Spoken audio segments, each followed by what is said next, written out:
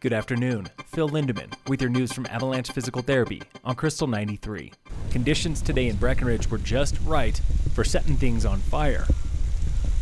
A crew of 3 firefighters lit dozens of slash piles above Barton Road, led by Engine Chief Dusty Calfee with Dillon Ranger District. The piles are designed to burn hot and fast with fine materials in the middle and then heaviers on the outside. And so that allows us to get those piles consumed quickly and get as much smoke up into the atmosphere and out of town as quickly as possible. They moved downhill in a zigzag pattern, lighting every pile by hand with butane torches, diesel, and gasoline. My guys move slow and methodically, and we do everything with a lot of intent.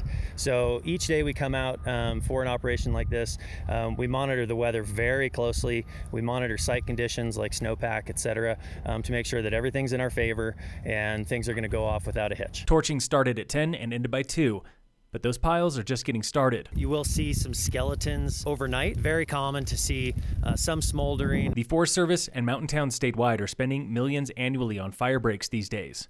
But why? It gives us the space to do the work. It gives us margin for timing. It gives us margin for aircraft to arrive, because aircraft can only do so much. It's the boots on the ground, as we say, that actually have to stop the fire. The Barton Creek fire break is one of the smallest in Summit, just 150 piles.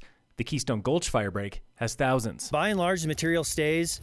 We even leave a couple behind for wildlife, so you may see a couple piles per acre. And then as needed, we'll come back and maybe reseed some of those piles. Some of our foresters and timber crew will come back and do that. If wind and snow line up again, Calfee and crew are back at it tomorrow, most likely south of Frisco at Miners Creek.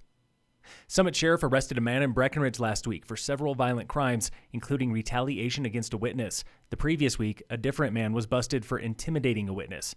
43-year-old Clint Ketchum goes before a judge next week on 2 felony charges for sexual exploitation of a child. He is suspected of child pornography and remains in jail.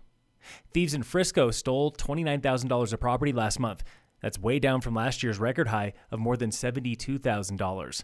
Frisco police also caught a car thief red-handed and busted 2 more people for robbery and burglary. Town of Breckenridge is one step away from welcoming a long-awaited nonprofit campus. Council pens an agreement tonight with the FIRC. This land lease will be good for decades, giving the FIRC space for offices, a food bank, and more on Airport Road. Also tonight, Town of Frisco welcomes 2 new council members. Lisa Helenko and Elizabeth Adrian join council, replacing Dan Fallon and Melissa Sherburne. In sports, the Rockies play the Phillies today at 4:45. The Avalanche have the Blues at 7:30 on ESPN. And in local sports, brought to you by Red Mountain Autos at their new location in Breckenridge. Summit High Track and Field is at Battle Mountain for a meet today. Girls soccer plays Woodland Park away. Girls lacrosse is at Holy Family. Today's baseball game at Battle Mountain has been rescheduled for tomorrow. Phil Lindeman with your news from Avalanche Physical Therapy on Krystal 93.